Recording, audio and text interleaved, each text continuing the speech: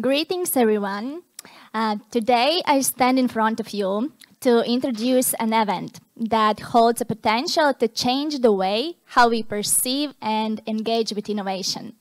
So it's my pleasure to introduce you with the completely new concept, the local innovation ecosystem summit called Innovate 360. Innovation doesn't happen in isolation, right? It needs dynamic ecosystem where it can thrive. That's why Innovate 360 provides you an opportunity to become a vital participant and a co-creator of future ecosystem. The summit is all about improving your skills, knowledge, and promoting the cooperation between the fellow ecosystem members. Whether you are a startup with a disruptive idea, a corporation looking for your next breakthrough, a researcher, policymaker, whatever, the summit has something for everyone. We have created a dynamic program that consists from educational, interactive, and bonding activities led by local and international experts. Speakers from innovation leader countries such as Israel, Denmark, Finland, along with speakers from France, Czech Republic, Lithuania, and some local speakers will share their different perspectives on fundamental aspects, trends, challenges, and opportunities in the innovation field. The program will consist from discussions, workshops, networking sessions, and keynote speeches. Starting off with discussions, their focus will be put on academic role on innovation and ecosystem development. The workshops will revolve around four main pillars: the analytics of innovation ecosystem, the definition of your place in it, strategic thinking, how to improve it, and how to develop cooperations in the name of that. Of course, between the sessions, you will have the opportunity to network with each other and foreign experts. And then on top of that, we have an amazing keynote lineup. The experts will speak about topics starting from what is innovation ecosystem, what are the participants, and why it's important to cooperate between them, to strategies, how to develop ecosystem based on success case from a real case study from Espoo, which is a city in Finland. You will also be able to learn about the latest technology trends that impact innovation development from expert from Google. You can also learn how to successfully transform innovations cross-sector. Also, you can learn about ways how to perform futuristic thinking and how it can help you to promote innovation development and ecosystem development. We will also have an expert from organization OECD who will share their insights in Latvian economical situation and how it impacts our entrepreneurship and innovation development. And last but not least, we will have the expert from Denmark who will take you through why digitalization is so important and how to become the digital front runner as they did. So the registration is going to be open from tomorrow, so don't miss your chance and register online. The participation is completely free. That's about it. Okay, so I will just take a few more minutes from your time to invite you to follow me in the journey of Climathon. So from October 27 to 29, RTU Science and Innovation Center once again will host the Climate Hackathon Climathon, which is an initiative coming from well-known EIT Climate Kick movement, which aims to promote transformation and solution development to tackle urgent climate challenges in the smaller communities, local communities. This year, we are going to focus on the air quality challenges of the capital city. Together with one and only Riga City Council and the well-known organization TED, we have defined 3 challenges, and we will be looking for solutions for air quality monitoring, also air quality control, and solutions that engage citizens in these 2 areas. Although the program focuses on Riga City Municipality, it's open for everyone across the whole Latvia. We will take care that the event happens in hybrid model, meaning that it will happen here in Riga Technical University Science Innovation Center and online. And it will last for 48 hours without staying overnight.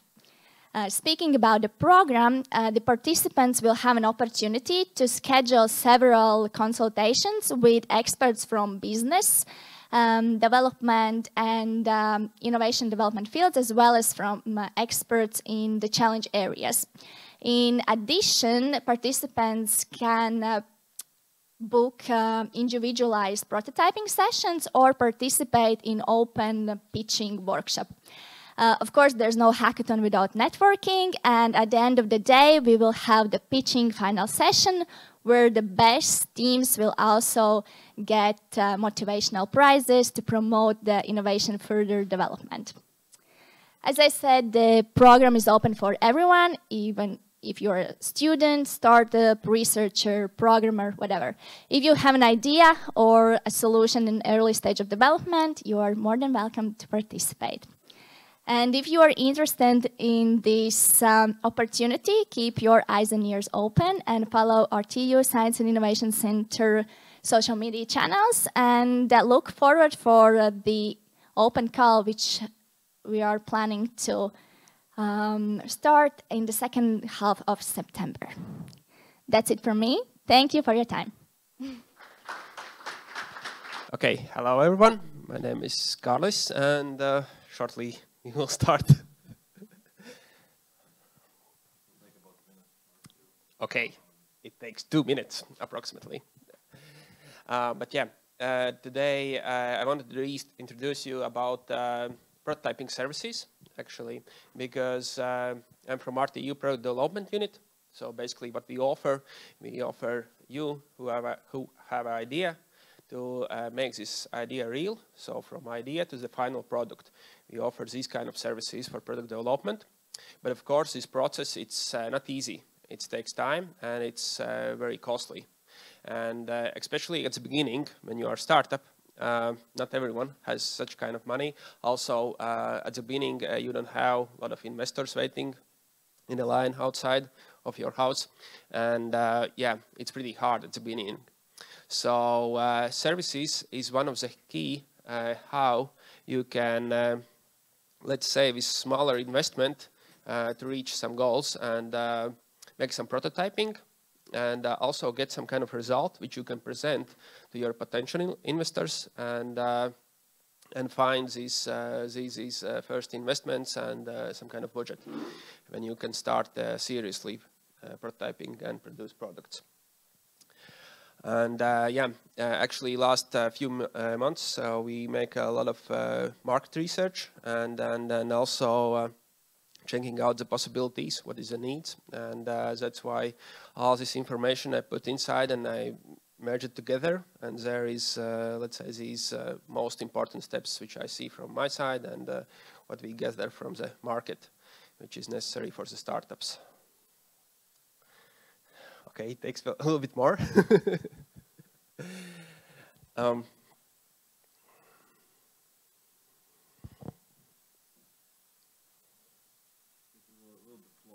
Okay, still a little bit slow. Yeah, also some people would say, especially professionals from the industry, that taking separate services, split development process, overall costs will be bigger. Yes, I agree, and it will take a little bit more time. But the biggest advantage is that you need small investment at the beginning, and yeah, that's the place where basically everyone is at that situation, especially startups. And for larger companies, sometimes they have already professional teams in-house, and so that's also services are good because then you can outsource this service or few services which you don't have in-house.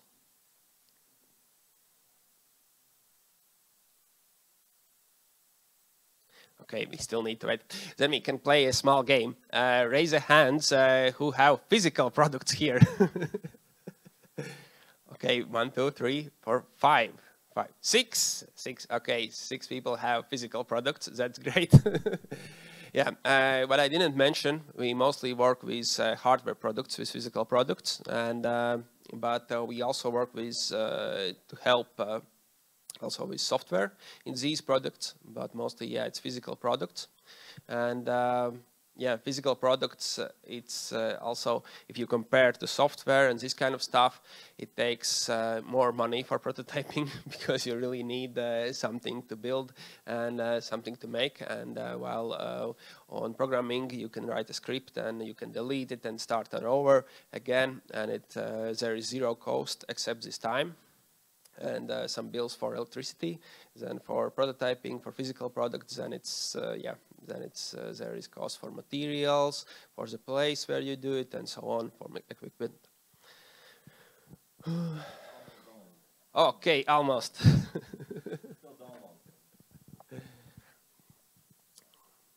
Actually, so I see there was 6 hands total. You have already product in the market, or you are still developing it? Yes. So as I understand, development process. Last stage. Because from our side, what can I say? Yeah, from our experience, that basically there is always this fight for when you finish this product, when you finish and launch it to the market, and the fight between let's say wish product which we want to launch in market, because wish product mostly it's with engineers would like to have a lot of nice things to attach it, but it takes time, and if you launch too late, then it's too late for the market, and yeah, your opportunity is gone. And then it's also launching earlier. There is a lot of advantages, but there is also a lot of disadvantages when you miss something, and which is quite important for the client.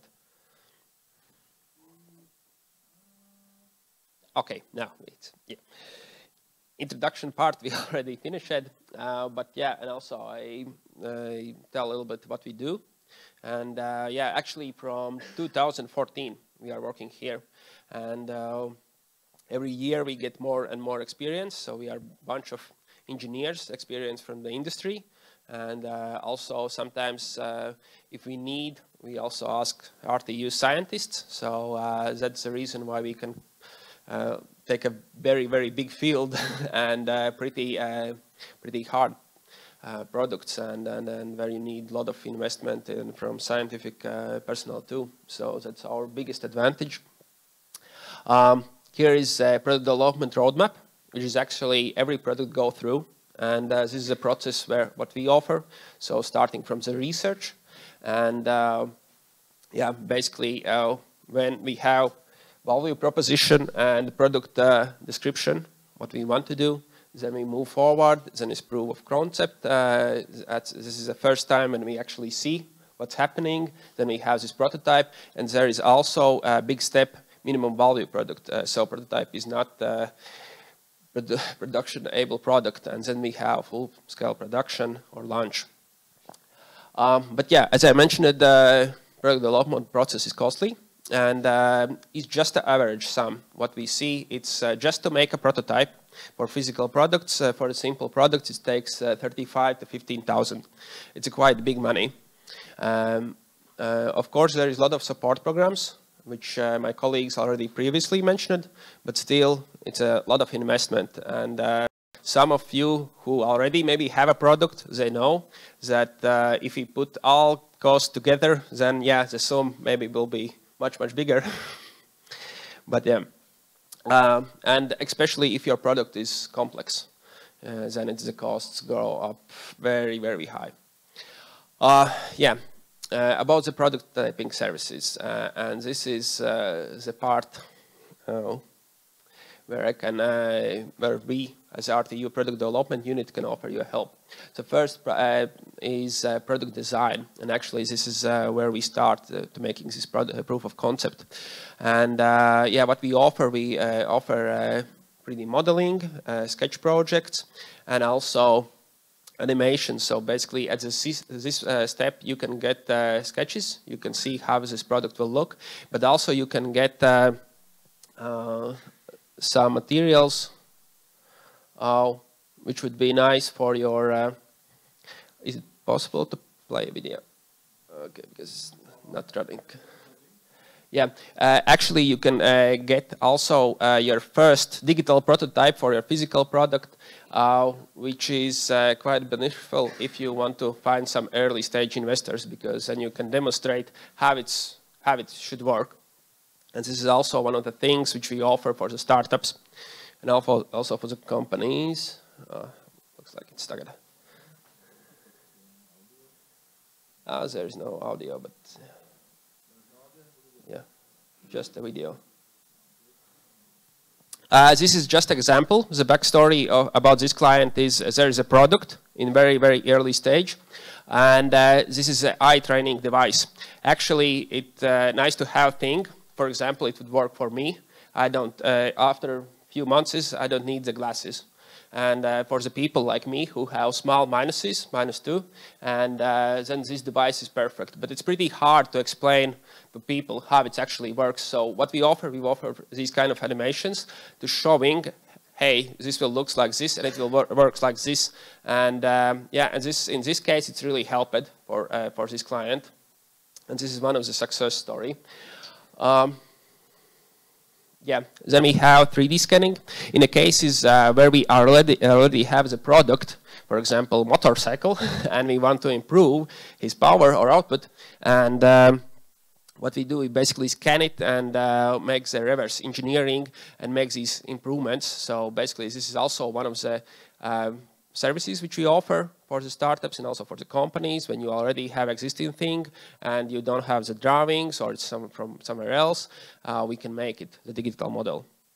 Then there is mechanical engineering, 3D modeling for load calculations and simulations and these kind of stuff. I want to mention that a few months ago we started the project when we start learning Siemens NX. It's a top grade program which is used by Formula F1. So basically you can get high class simulations and also in RTU in the next few months.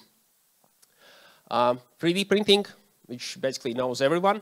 But yeah, what we offer also PolyJet here in Riga Technical University, which is quite precision 3D printing, and you get smooth surfaces, and which is quite hard to get here in Latvia. Yeah, and then we have, of course, traditional printing, SLA printing, SLS printing. Yeah, and basically with this type of prototyping, you can just check out how it could look, and you can even get some products who already could be used in the market. CNC machining, yeah. Also, pretty precise forms start from basic things and up to the very precise things like injection molds and small reactors and this kind of stuff. Then we have laser cutting and engraving. Yeah, forming, and this stuff is very interesting because it's only few people can do it in Latvia, and these few people also are here in Riga Technical University. So you are very free on a form. You can get basically everything out. Yeah, like your custom-made tires or even sport equipment.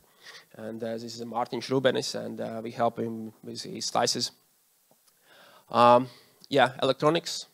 PCB programming, development, robotics, and artificial intelligence. It's also possible to do here inside the Riga Technical University. So yeah, all stuff from programming, from development till the final product. And it's also, if you have some kind of electric stuff or you have some kind of problem, maybe you know there is also the product which win in TechChill, Adventum Tech. Do you hear about this product or not? he's also one of our clients. And yeah, for example, here is artificial intelligent solutions for grain sorting device. And yeah, this is all happening here in RTU. So if you have ideas and yeah, you are looking for a solution how to reduce the costs for the development, so I would offer you to come here to RTU Product Development Unit, and basically we can talk over and maybe get things done. Thank you everyone for attention. Waiting. I present my university, Latvian University of Life Science and Technologies. And as you know, we are located in Jelgava, and it's 40 kilometers from here. But we have my presentation, but I think it will be. About possibilities, we have a lot of different directions where we're working, but today my presentation will be more about food, because my background is food technologist and I'm working in food product development, this field, and packaging optimization process. I will be working about that. And I think we're waiting. Okay, now we can start, yes. And then a little bit about university. I told some words about university.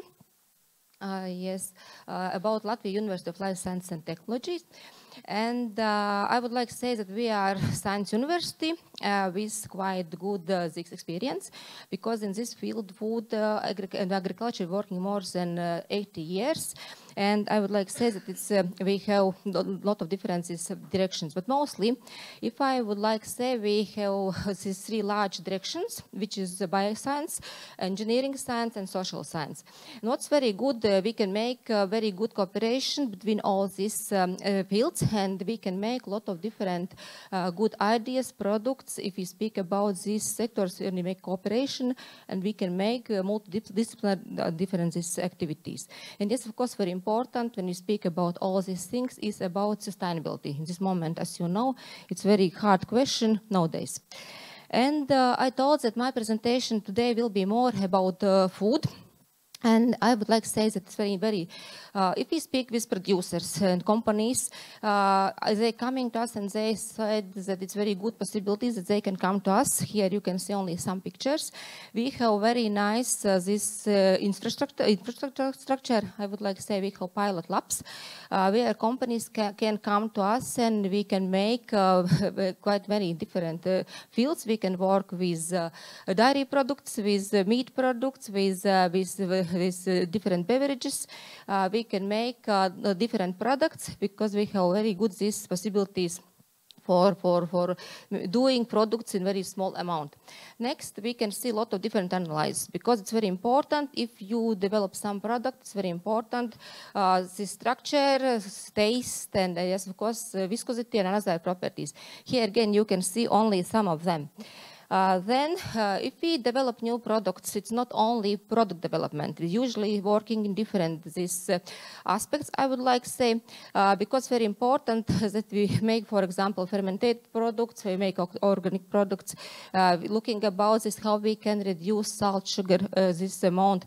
It's usually we're looking about possibilities, how we can reduce this raw material amount, how we can reduce electricity, how we can use different new technologies, because it's very important. If we develop new products, it's not only about food, because we have different directions in our university, but when we're doing different activities, it's very important not only as this end, when you can obtain product, but it is very important all this chain. When you start with raw materials, when you're looking which kind of raw materials will be used, because for example, maybe it's not, maybe it could be a little bit strange, but strawberry who is useful for jam, it's not useful for another products.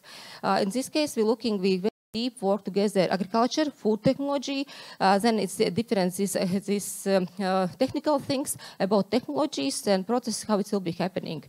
And if you're looking about the differences optimization process, we're looking about possibilities how we can optimize these packaging solutions now too.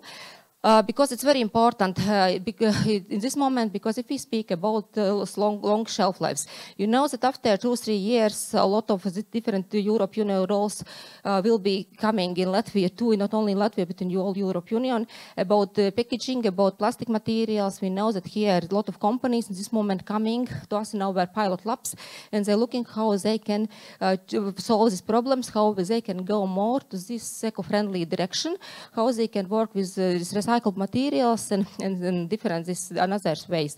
And here I put only some this cooperation, maybe some issues and maybe possibilities how we may working with producers.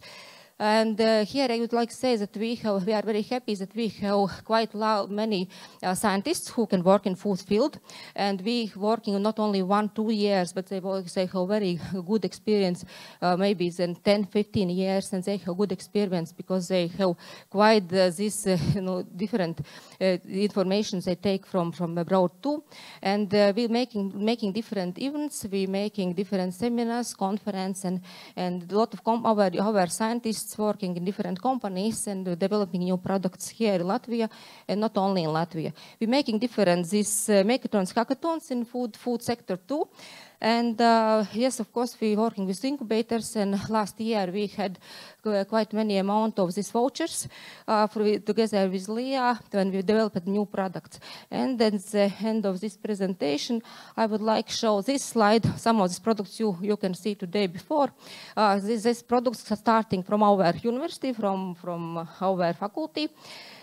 Because I would like to say it's very important for companies, this first step, this I would like 0 point when you start, because it's very good that you can start with a small amount of product, you can test, you can see how it will be going in market, because it's usually when companies coming to us, they thought it's very hard question, because when you develop something new, it's very important that you can try, you can make training, you can understand it will be nice, how it will be going. Okay, thank you very much.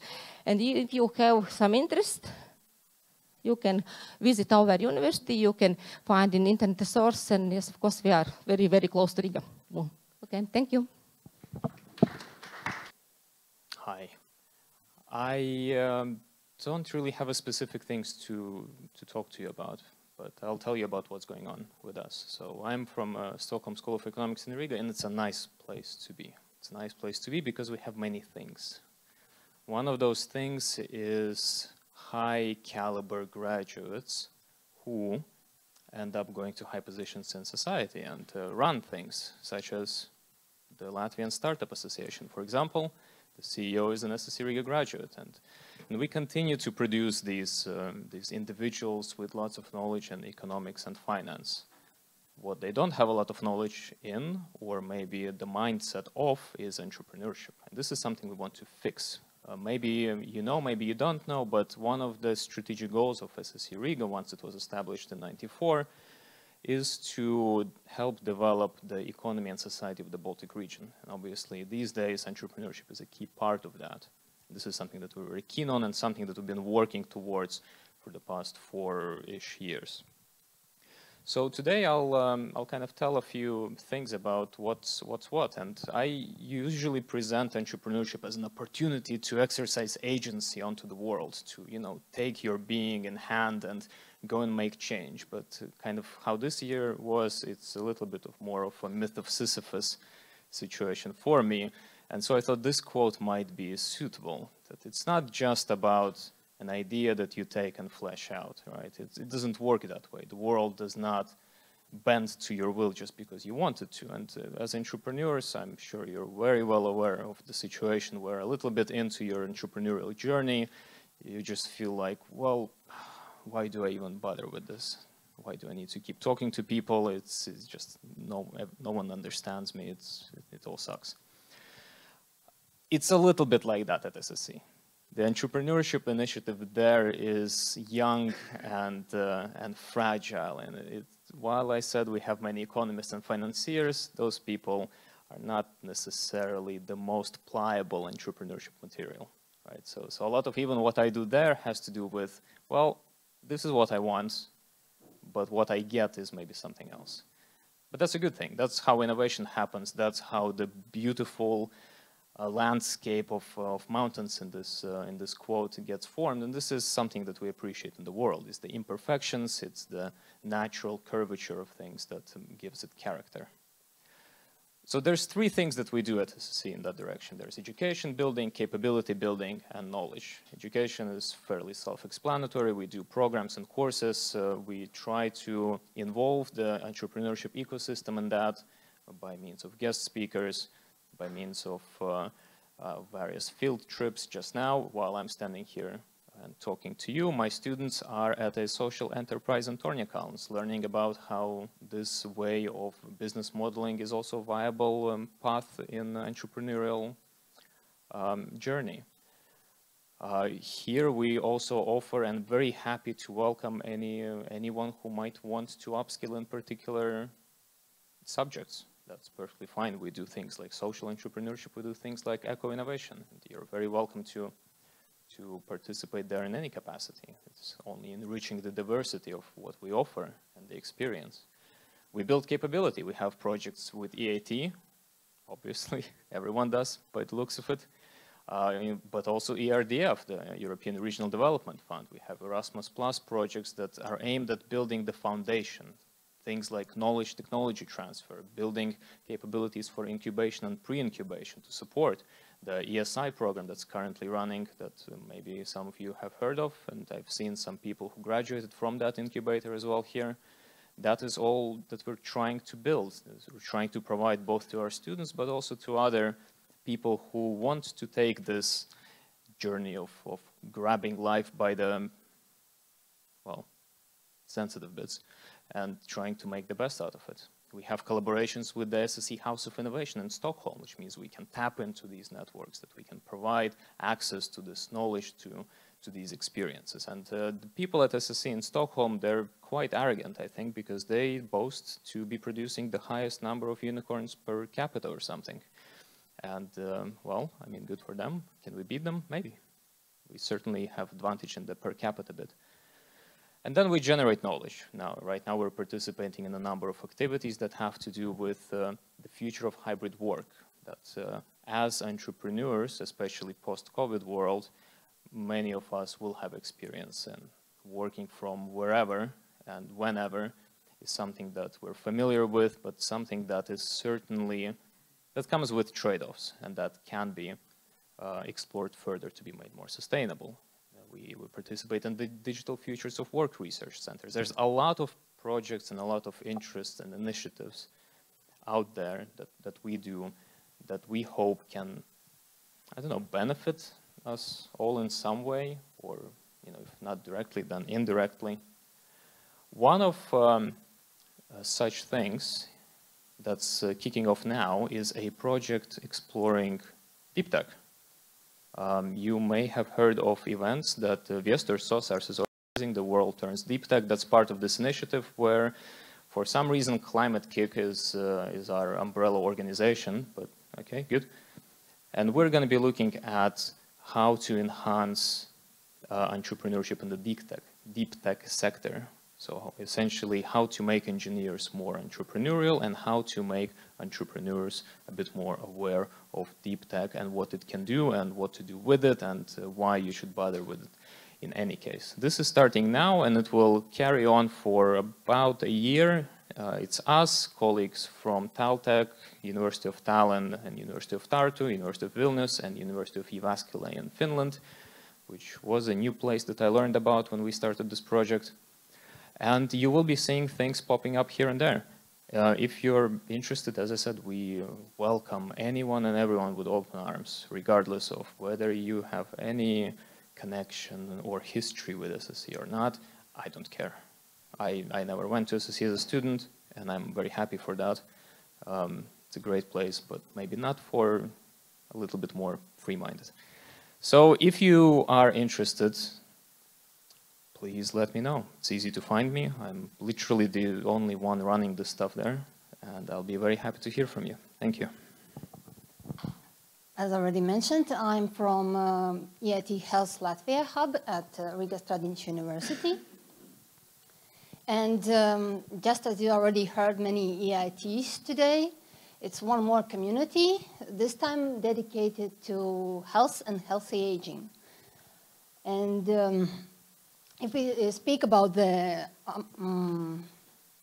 size of this network, then it's more than 130 partner organizations and thousands of startups as alumni of this EIT Health. So one of the EIT Health goals, well, main goal, is of course a healthy society and better health for everyone. And this, in turn, is achieved by sustainable health systems and promoting more healthcare startups that would make more new solutions for unmet needs and tackling the challenges that health systems face across the world and especially in Europe, of course. So, and EIT Health focus areas is reforming health pathways, which is meant by not only like cures and treatments for patients, but also how to make easier the work of the health professionals.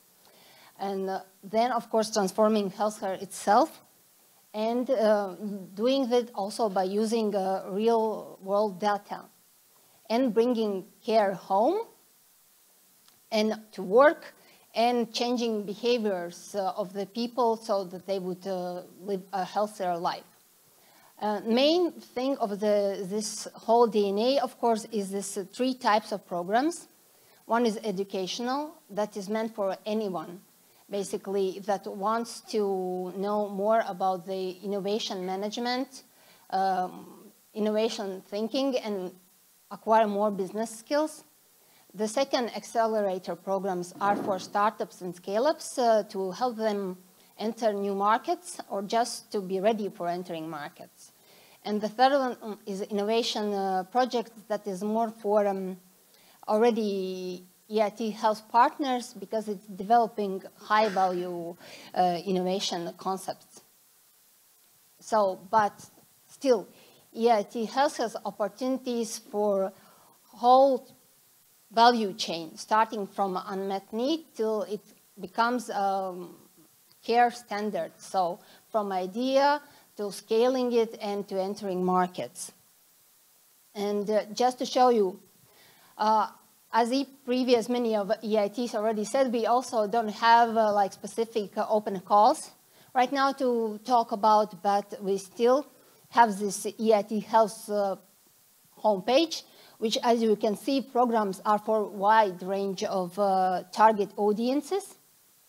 And also, they actually are open through the year. There are more than 40 different programs, which, of course, I can't tell you all about now, but I strongly would suggest go to this homepage and check them out, because also the ones that would be open calls at the beginning of the January, they are among those, and you should probably already know about them before the open call is open.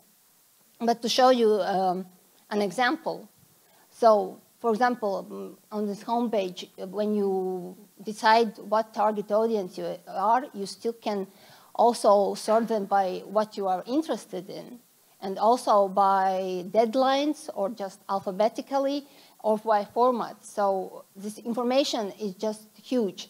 There are more, about 9 programs that are distributed as open calls through Latvian Hub. But of course, you can also check out all those other programs also, because just saying from my own experience, when you browse them, you find out a lot of useful information for a health startup to know about. For example, healthcare innovation cycle framework. It's developed already by startups in healthcare that have done it before. And they know what kind of milestones at what stage you will have. And you just can check those out and have a roadmap for yourself, for example. And I'm not going to repeat all those numbers. You just can see the amount of what EIT has done. And actually, it recently won the title world's leader in public-private business accelerators. So the impact is huge, and you can benefit from it. And if you don't want to browse this big homepage, you can also write to me, and I can forward you those frameworks, for example, if you are interested. Thank you.